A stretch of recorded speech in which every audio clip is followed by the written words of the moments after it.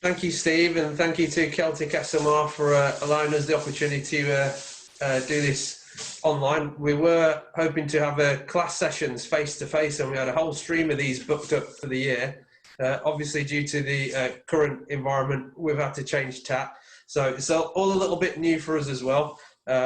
We've been having a little play around with it just before we started, and we had a little play yesterday. So please do bear with if there's any little hiccups, technical hitches along the way. Okay, so I'm Abid. I've been an MSK podiatrist for about 17 years. I work in orthopaedic triage department. I've been scanning now for 8 or 9 years at least. Over that time, things have changed a lot with the systems and the types of machines and the processing power. So, you know, it's fantastic to work with ultrasound these days because of the high resolution of the images and the amount of stuff that's relevant to us in us MSK specialists. As Steve mentioned, with me today, we also have Adrian, who is a very, very experienced sonographer. He's helping us here today with the MSK element of things, but he also is very skillful with all the other bits that you can look at with ultrasound, i.e. Babies in tummies and ovaries and testes and whatever else you can think of. For our session of programs over the next few months, we're going to focus solely on MSK. As you know, today's title is the big toe. So we're going to just start nice and simple, nice and easy. We're going to go over the pathology and the anatomy as we go along, rather than boring you to death with PowerPoint at the beginning and then a little bit of practical at the end. We're just going to go straight into it with the practical stuff. We'll talk as we go along. Please do ask questions if you need to as we go along. You will see very shortly we're going to switch screens to the ultrasound image. So that's what you'll be looking at, but if we need to, we can toggle through, because what we really wanted to do was to be able to show you exactly where we put the probe on the foot and how we manipulate the probe to optimize images. So we'll try and toggle it back and two, and then for future, hopefully we'll get that working a little bit better, whereby we have a dual screen, one of the ultrasound image and one of the operator. I don't think there's much else to say at the moment. Adrian, anything you'd like to add in? No, we'll just crack on. Okay, well, let me show you the kit first of all, if you don't mind. I'll just turn the camera here and show you this wonderful machine that has been very kindly loaned to us by the good chaps at Celtic SMR. This is the P50 machine. So as you can see, it looks all singing, all dancing. It reminds me of a T100, the first Terminator from the Terminator movies, if you've seen any of those. It looks the business. It's a very nice big screen, and it's very easy to operate and find our way around. We may need to do a session just on the knobology, because of course, as you can see, it's very complicated. There's a lot of buttons here, but you'll find with an MSK particularly, we can narrow it down to maybe 4 or 5 main functions, and there's a lot that we don't need to know. So if you bear with, what we'll do next is switch this over to the ultrasound image screen. We will turn the lights down in the clinic here so we can see a bit more easily, and we'll get scanning, and I'll try and talk you through as we go along. So if we're all prepared, let's just try and bear with while I swap the screen and make sure you can see that. How's that, Steve? Yeah, got our ultrasound image. So I'm just going to run my finger along it so you can see in real time there's some movement. Yeah, happy with that? Yeah, that's great. That's brilliant. Great. Okay, so we'll let you stare at that screen. We're just going to turn the lights down and get ourselves in position. One moment. Okay, so what we will do here, guys, is we're going to start at the top of the toe. The idea is really to find a bony landmark to go off first of all. I will be talking to Adrian as we go along, because Adrian's going to help me to just optimize the image. So we're just going to try and enlarge this a little bit for you. Luckily on this machine, there is a preset for MSK mode, so we don't have to do too much knob tweaking at all. Yeah. Let's just get, okay, let's just optimize our image. Lovely. Okay, so what we're looking at here, I mean, let me just orientate you for a moment. So right at the top of the screen there, the very thin white line is skin. And then we're looking down through the layers, and the very bright white line at the bottom of the screen is the bone. Anything bright white is generally bony, and anything a bit grey is soft tissue. If we can just get it into view, you can see this black line along the top, and that is actually the extensor tendon. Okay, so now that you're orientated, let's go to our nearest bony landmark. So this here is two heads of bone coming together, the proximal metatarsal and then the metatarsal phalangeal joint. So this is your big toe joint, the MTP joint. So here we can see a nice black halo laying over the bone, indicating some of the cartilage. It looks pretty clean and pretty regular. There's no sharp bits or edges or bony spurs sticking out here. And actually, the very good thing about ultrasound, as you probably know, is we can see things in real time and dynamically assess joints and soft tissue. So I'm going to lift up Adrian's big toe. So I'm dorsiflexing his joint, and that nicely shows you movement of the joint.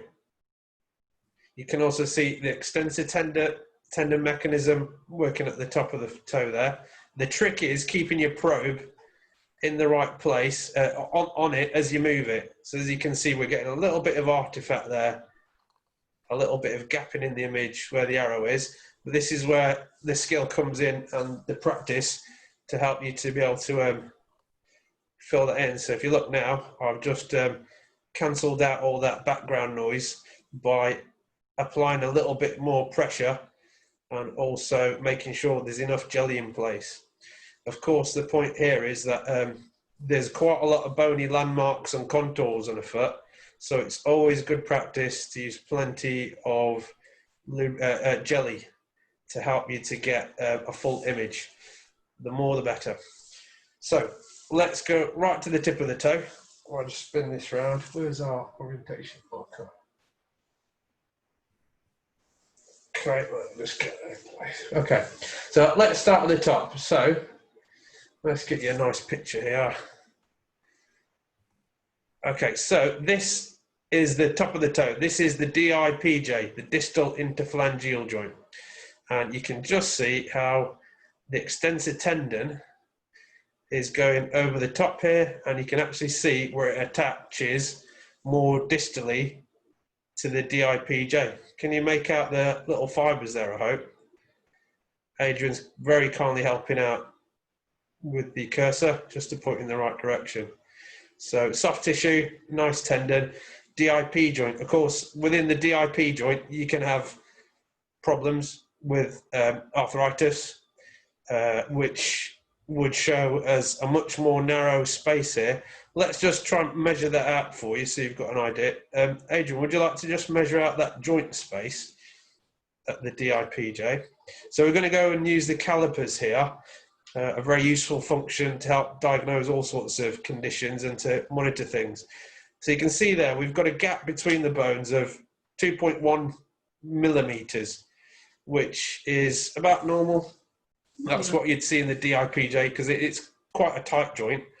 If there was synovitis in there, capsulitis, anything like that, you would find by putting the colour flow on there, which Adrian will do, which is to the right thing. How do you do it? What colour? Yeah, Doppler on there.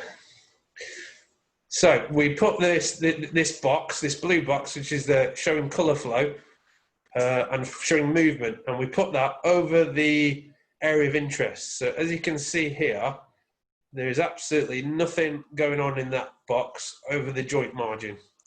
Yeah, Adrian's just going to point that out again. You will see some orange flashes here, but that's me moving a bit because obviously it's picking up movement. When we look into the joint there, if there was flashes of blue or green or red, we would probably indicating there's some inflammation or some healing and repair going on. Yeah, but that's pretty clear. You can just about make out. Can you see that little bit of spurring over the top of the joint we've just seen there? So can you, yeah, that's it. So you see that little bit of extra, we'll just get that out of the way. Little tiny spurry bit, little pointy knobbly bit right on the top there. And that's a little bit of an osteophyte, slightly osteophytic over the top of his joint. So if you're talking about turf toe injuries and that sort of stuff, you might see this type of bony change over the top of it. Okay, so we're just going to go now, follow the PIPJ up to the MTPJ. And again, we're just going to leave that image there so you can see the extensor complex on the top. So I usually say either scan from proximal to distal or from distal to proximal. In this case, of course, we've started from distal and now we're moving proximally. And we're just moving from side to side with the probe to make sure that we're keeping that tendon in view. So the ultimate image is to have some of the extensor tendon and the bony area that you're looking at. So now we're back over the MTP joint, which again, we'll just move a little bit. So you can see there's some black stuff here, just poking out the top of the bony area. And we're just going to interrogate that a little bit more by putting some colour flow on there. See if that's suggestive of anything. There's no if it was flashing a lot, that would suggest hyperemia. But we can't see that there. But there is some, well, we'd call that fluid. Oh, takes it off. Yeah, so that anything dark black is often fluid. So this is showing a little bit of fluid arising out of the joint and going over the top. So you can see this little speech bubble almost. That's quite a normal finding. Yeah, we normally find a little trace of fluid within the MTP joint. You do see this get synovitic or capsular, in which case we'd have increased colour when we put the Doppler on there as well. But for this chap, he's quite young and fit and healthy. He's got an otherwise healthy looking MTP joint. Okay, so if we look at the two heads of bone, you can see that this side is quite a nice rounded shape. And that's the proximal part of the metatarsal head.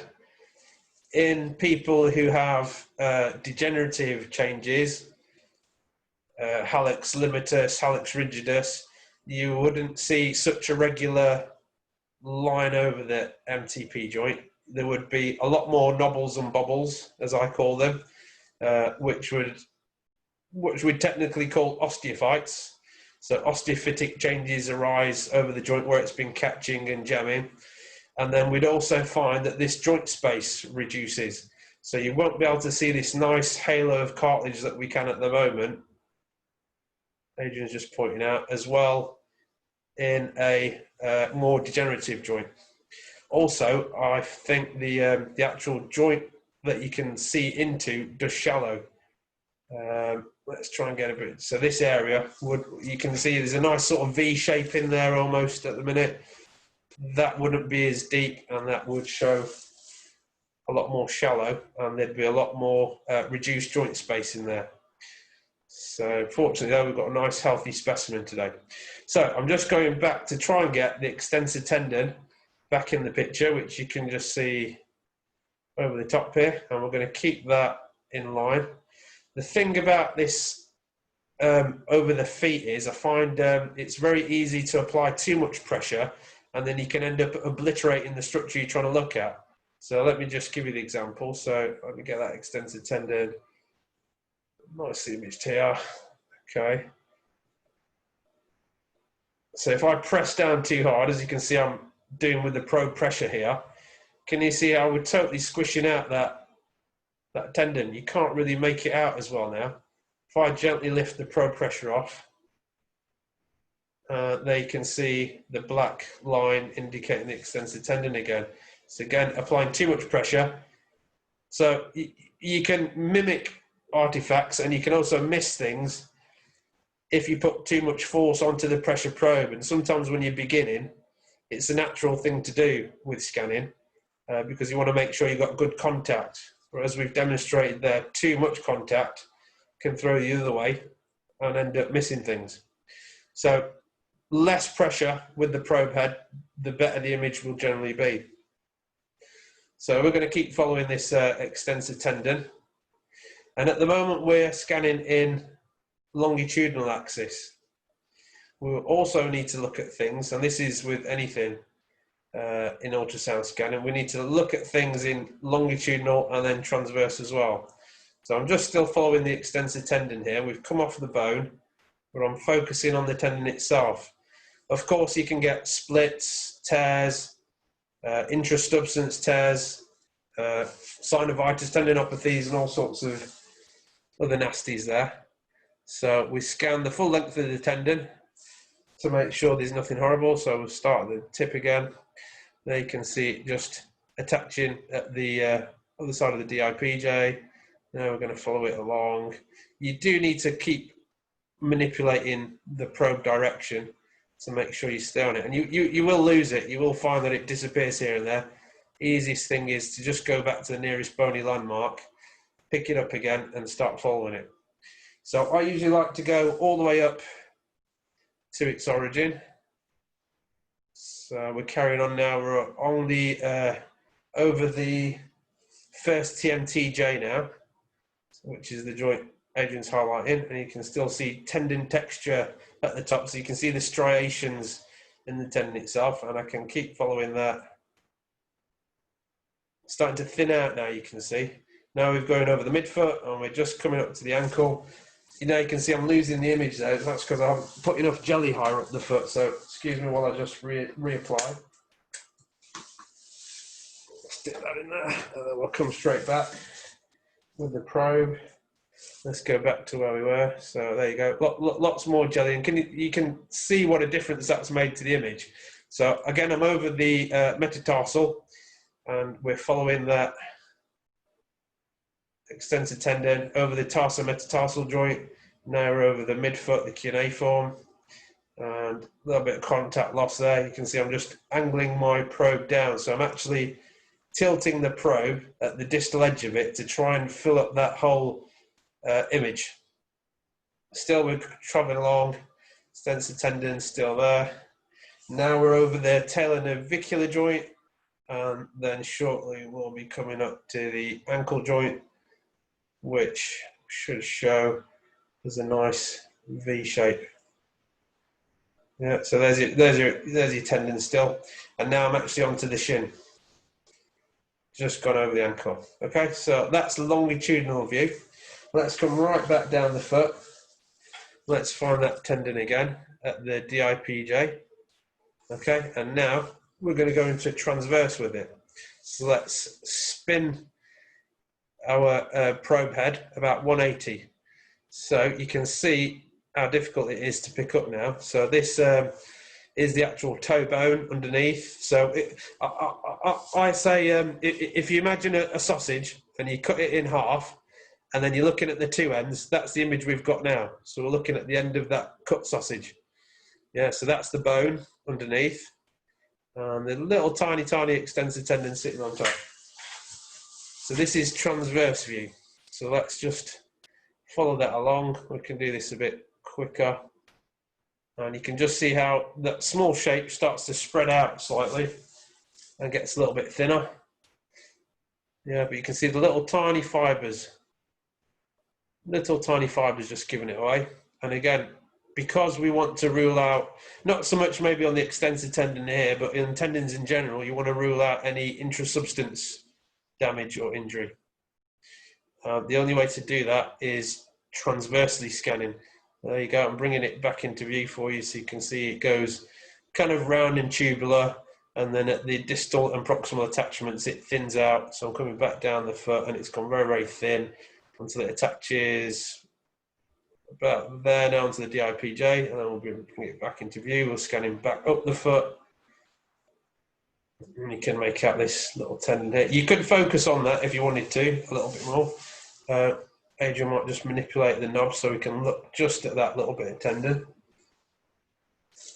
Okay, you want me to Just get the extensor in into if you regards the. I can't go any more on the depth. Is that the depth? Okay. That's the depth, the maximum depth. Okay, not to worry.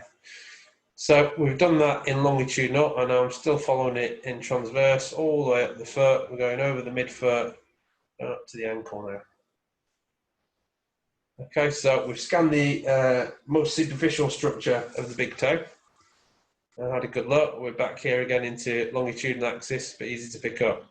We've looked at the DIPJ, and we've looked at the metatarsal, we've looked at the phalangeal, and then we've looked at the MTP joint. And we're looking at the dorsum of the foot at the moment. So hallux rigidus, you wouldn't really make out much joint margin there at all. The other thing to remember is you're not only scanning up and down the foot, you've got to scan across the plane as well. So if I start at the most medial part of the MTP joint, and now I'm going to scan over and around it. So I'm just following the contours of the bone, because you can't just look at it in one slice, if you will. You've got to explore the joint on all sides. So you've got to go all around it. As you do so, you're going to find your image slipping out. You just want to get that joint centralized.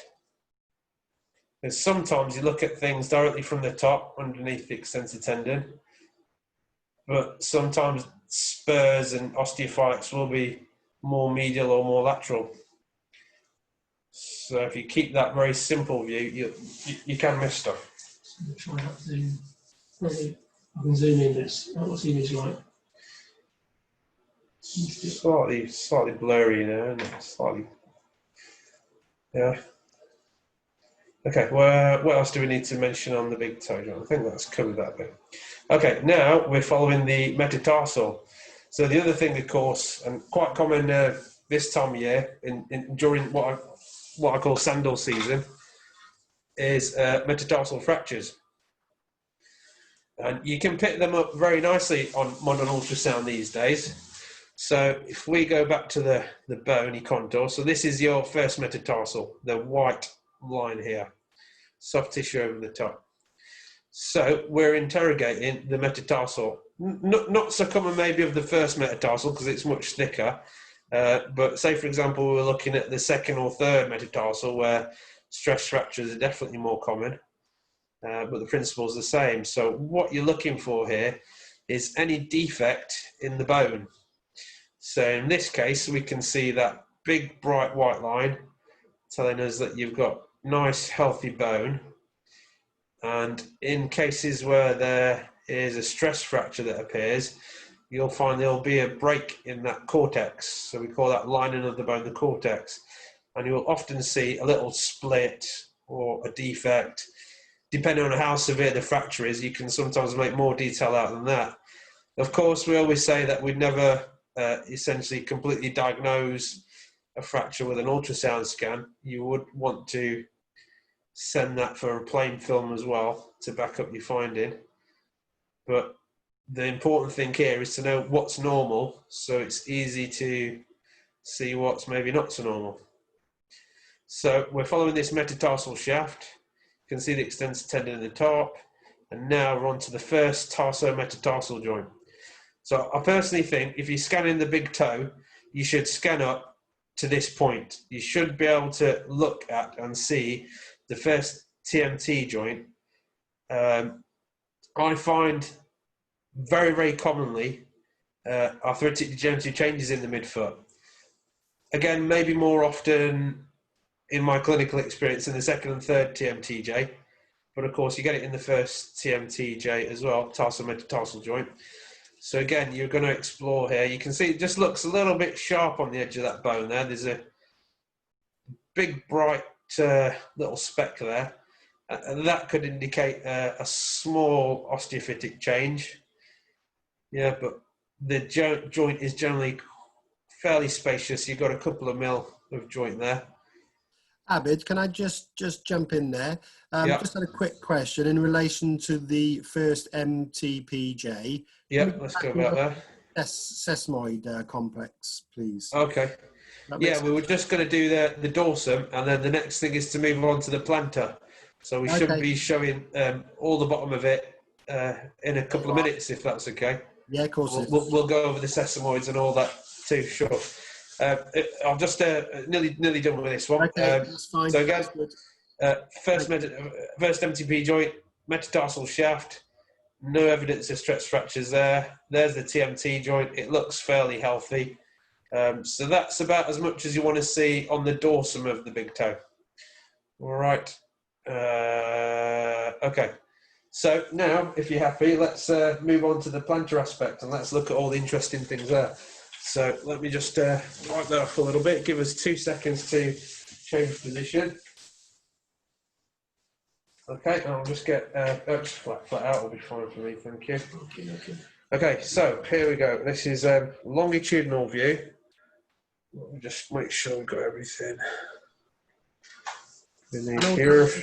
Also something to consider while you're doing that.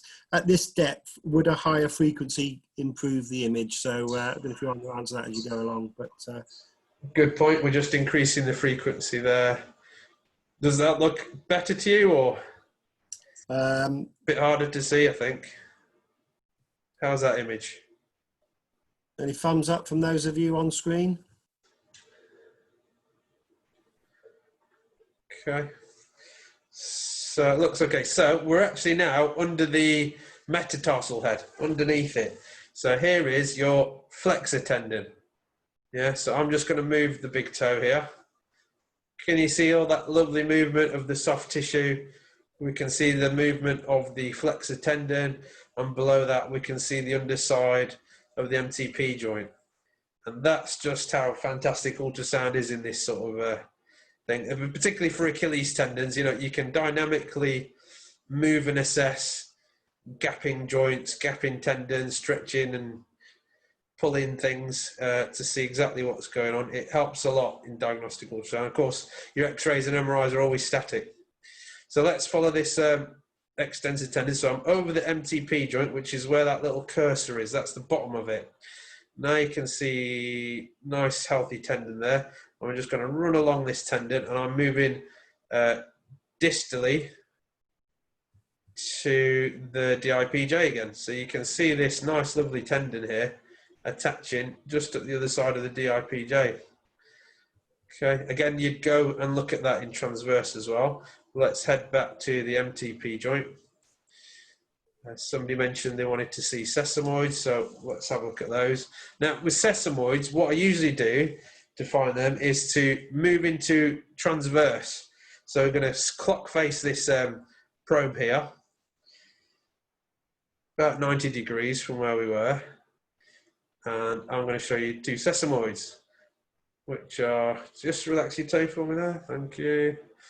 So there you go, let's get that in the middle of the picture. So you can see 2 peaks here, which are your sesamoids. So just to orientate you, on the right of the image is the medial sesamoid, and on the left is the lateral sesamoid.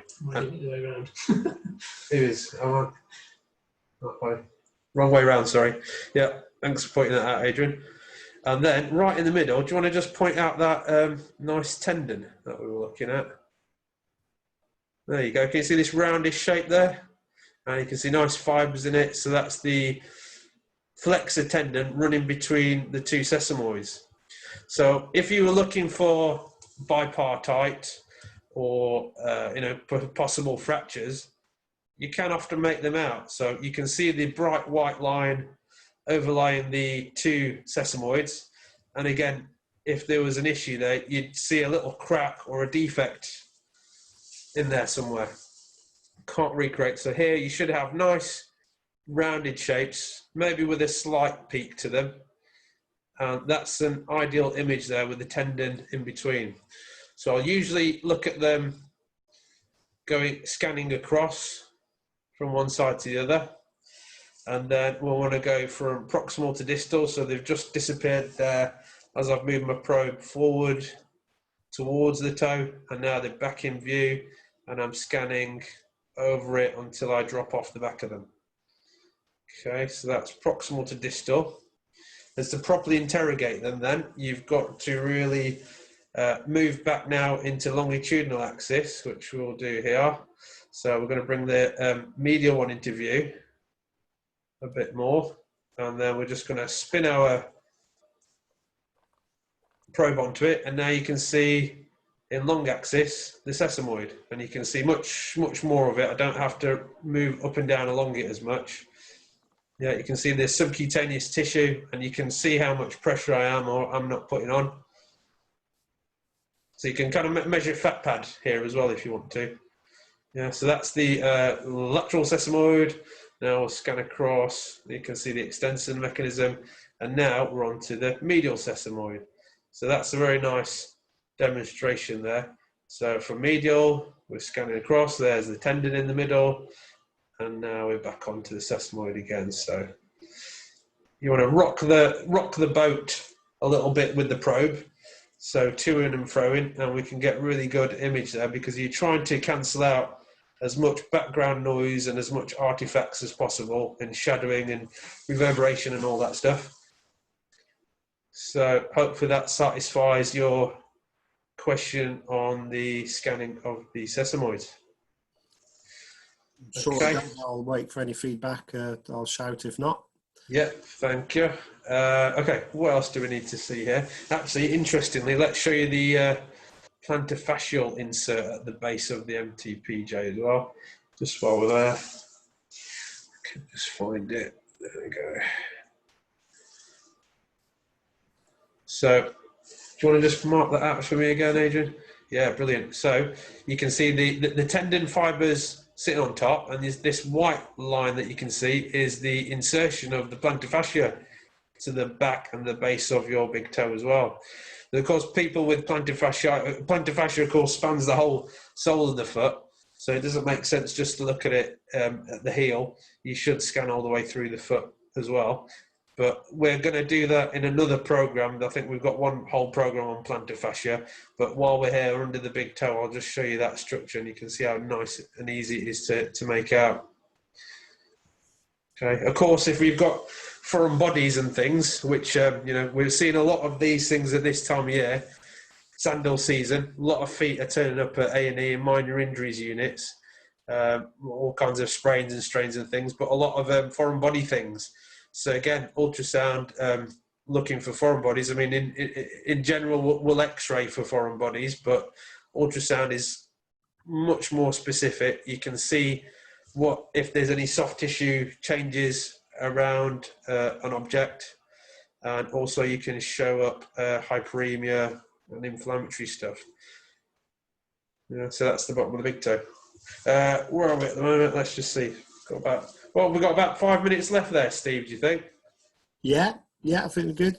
Yeah, I'm whizzing through this. Time's flying. So again, I'm still on the bottom of the toe. I'm right at the DIPJ. Again, showing you the extensor, flexor tendon, attachment.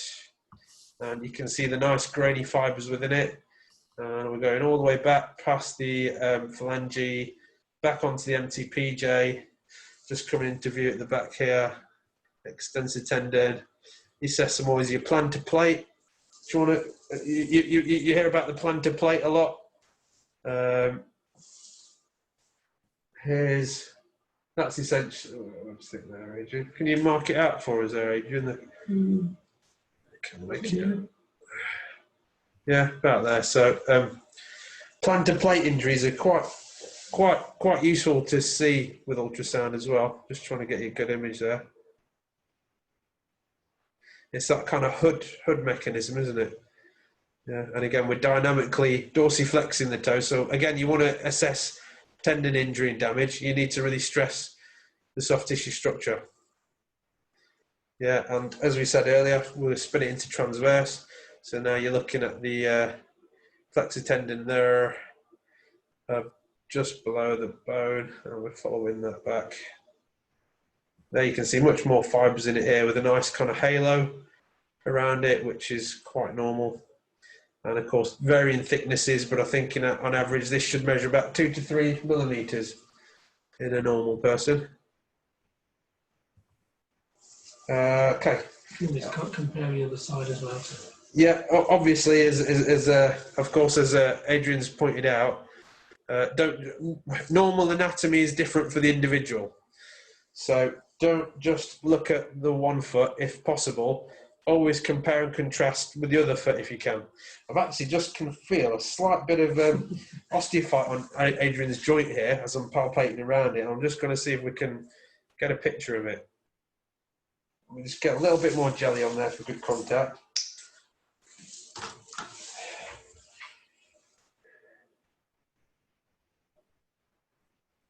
So I'm just scanning around the medial side of the joint. I think we picked it up last time, didn't we? There was a little bit of a, there you go, a little bit of spur in there, just that extra bit of white stuff here. Mm. Yeah, so he's got a slight peak there. Yeah, but that is, I think, essentially scanning of the big toe. Ideally, what I might just do for the last few minutes now is just switch the camera view so that you can look at me, maybe actually moving the probe around. You won't be able to see the corresponding image, but if that sounds good, I'll flick it over right now and you can see us again. So let's go to webcam. So I'm going to show you, so this is proximal to distal scanning, and then to do transverse scanning, we twist it 90 degrees, and now we're in transverse mode. Then, of course, as I mentioned earlier, you want to scan across the plane as well, from left to right, to get a really good full image of it. I mentioned as well rocking the boat, and that's because of the contours in the foot, it gets a little bit difficult to get a full image across your screen sometimes. So this is what I call rocking the boat. So you need to sometimes flex and plantar flex the foot. And you can see there, that's how I was looking at the MTP joint on the screen. One hand has the probe and keeping good contact, and the other hand is moving the toe up and down. Okay, and similarly from the top, if I can just get Adrian to drop his foot and see if we can make that out. Let's just drop that in. Similarly again, we're going from distal to proximal, right to the tip of the toe. You can pick up subungual issues here as well. If you've got enough jelly and enough contact, you can pick up hematomas and subungual spurring and things like that. So we scan from distal to proximal and back again, and then we move into transverse and we scan distal to proximal again, all the way to the midfoot. If I turn into the side, that is the first, about the position of the first tarsometatarsal joint. And then of course you want to scan across to have a good look at the bone, and you probably want to move proximal to distal while you're doing that as well. And then of course that's rocking the boat medially and laterally, and that's up and down. So there's a couple of key points there with actually manipulating the probe. And always remember, do not press too firmly or too hard. Just the weight of the probe on there is enough. Your hand is there simply to just manipulate the direction, not to apply too much pressure. You'll end up missing stuff. So I think that's... Right. Yeah, no, thanks, Abid. That's brilliant. What do you think of it? Put it short. Got 2 or 3 questions. If we could make time for those, that would be fab. Thank you very much. Yeah, any questions there would be good. Adrian is very, very experienced as well. He does a lot of foot and ankle scans as well as all the other stuff. So he knows probably more than I do, actually. So yeah, if you've got any burning questions, here we go. Please fire. Here we go. So first one then. Somebody's saying they get a bit confused between power and colour flow, power Doppler and colour flow mode. Could Abid explain the indications and uses for each function, please? I think, if you don't mind, I'll pass that one to Adrian with his expertise. He'll give you a good answer, I think. Yeah, so colour flow is mainly used for looking for velocities and directional flow. So in MSK, we tend to use power Doppler more because it's a bit more sensitive and it's independent of direction. So that's why you get more image, more colour image on the screen, because it's picking up all the flow. When you get the colour flow on, it's blue and red, and it denotes direction. But it's slightly less, well, I find it slightly less sensitive than the power Doppler. So for MSK things, if you're looking for neovascularity and things like that, I would always tend to use the power Doppler in preference to the colour. Okay, all right, thank you. I'm sure that's answered the question. What pathology do we look for sesamoid? Sesamoids, we're looking for sesamoiditis. That shows up very well. We're looking for possible fractures. We're looking for possible bipartite, tripartite changes. And I suppose you're also looking at the flexor tendon mechanism and the plantar plate, because you can get little tears and damage there. I think that covers it, doesn't it? Yeah. Okay, thank you. How easy is it to access and accurate to access? How easy is it to access or assess cruciate ligaments of first MTPJ on the scan, and how accurate would you say that is? I suppose it just depends on the quality of the ultrasound that you've got. Okay. There's very subtle differences and variations, but I think that boils down to what machine you've got. You can certainly pick that up with a decent enough machine, so shouldn't be any problem. It's just you're probably going to need a higher spec one, and obviously the right probe set at the right frequency. But yeah, you can see all that stuff. Okay, great. Got someone here saying, I'm an osteopath and I found ultrasound reports very useful for pinpointing a specific problem. Would you, as a matter of routine, scan the whole of the medial arch for an MTP problem? If not, the whole foot complex? So that just comes down to what the referrers put on the form, I suppose, and what the scanner's comfort zone is. Yeah. I know some sonographers are very, very specific. If you've asked them to just look at the first MTP joint, is all they'll look at, and that's all they'll report on. If you've got a good relationship with a good sonographer, i.e. Mr. Adrian Berman here, I send a lot of scans to him, and sometimes the patient will get involved and say, oh, well, what about this bit over there? Because for the patient, it's very easy. You just run your scanner over it and you'll be able to diagnose everything within seconds. Generally speaking, Adrian will scan around as well, the subject. And I think generally you scan up to the midfoot as well. If you're doing it. Certainly if I don't find anything. Because don't forget, you can get referred pain as well. So that's why I like to look at the TMT joint also. And sometimes you can get pain referring down from there. So I suppose ultimate answer to that question is it's about the relationship with your local sonographer. Okay, great. And if I'd have scrolled down, Bob would have said he'd had that question answered. So I hope that's answered it even further for you, Bob. So thank you. What is the difference between colour flow and Doppler mode? We've covered that slightly, but... One for Adrian. Okay, so Doppler is your, I think you're talking about the spectral trace. So that's when you're actually trying to measure the velocities. So when we're talking MSK, we don't tend to use spectral Doppler. We just use colour flow and power flow.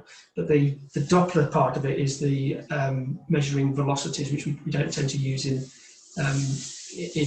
MSK. Okay, great, thank you.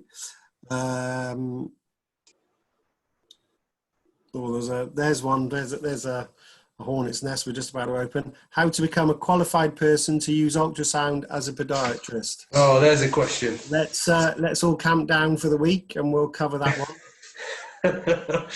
Yeah, well, there's no golden rule with it. It's not a case of you do this or this. It's about your own expertise and skill level. Ultrasound is a skill, and I think different people definitely pick it up at different rates.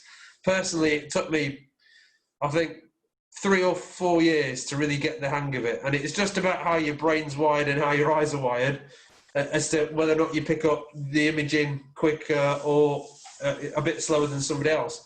After that, it's a case of choosing something that you can get insurance with. Yeah, I think that's the easiest way to describe it. If you want to go away and do scanning, you need to make sure you're properly insured to be doing it, and therefore you've got to have the right experience and certification for that. We know that there are a good few ultrasound courses for podiatrists out there. There's a very, very good one I've heard at the Institute, supported by Celtic SMR. You may want to have a look at that one, the Institute of Podiatrists. There is one at Bournemouth University, which is a very, very good one that I did. I'm also on the teaching faculty there for the practical stuff. And also there is university level qualifications, and there's one more somewhere. There's a Cumbria course, and there's Bournemouth course you mentioned, I think. Yeah. And then you've got a whole series of these sort of practical ones where you're doing guided procedures. See someone's doing the Bournemouth one, and thumbs up. The Bournemouth guys are absolutely fantastic. Can't go wrong with it. It was Budgie Hussain, but I think he's just retired this year. So yeah, you've really got to approach your insurer and ask them maybe what they will recognise as a qualification to get that, and you're off. There's plenty out there. I started off with guided ultrasound courses. Actually, I find guided injection procedures more difficult than just the normal scanning. So I myself have done 5 or 6 qualifications over the years. You never stop learning. Even just doing this little training video for you guys, I think we've picked up a few little points ourselves. So it's a long learning curve, and it's as quick or as short as you like it. Okay, thank you. Okay, switching back to the practical side of things again. Sorry, I'm jumping around here with the questions, but they're great questions, so thank you, everybody. Would a hockey stick offer clearer, easier image? Yes. Definitely. Easy to move around the joints as well, the small joints. Smaller footprint, so you can't always see as much of a bigger picture, because it's a much smaller. If we show you the probe head here, this is the general MSK probe. It's a 14? 17, I think it goes. 17 even, that one. Yeah, and the hockey stick will be maybe a third or a half of that size. So whilst you can get very good imaging of very localized structures, if you want to have a more general scan, I'd still stick with this size probe. And then it's just getting comfortable with it. I don't always find the hockey stick that easy to work with, to be honest. We might be able to get one off these nice gentlemen at Celtic SMR for the next program. We can show you the difference. Yeah, we can do that, I'm sure. No problem. Thank you. You are still on the machine side of things, staying on this machine. You mentioned that this machine had specific MSK optimization. How does this differ, for example, vascular mode optimization? Well, for the brief time I spent with this machine, a good thing that this machine does offer is actually the panoramic mode, which allows you to essentially stitch your images together to make one long image, and that's really useful in an MSK, especially when you're trying to look at anatomy or trying to measure an Achilles tendon rupture or something like that. So, a bit like on the iPhone, isn't it? They have a panoramic, and you can just scan around and get a big picture. And that's it's a really good feature for MSK.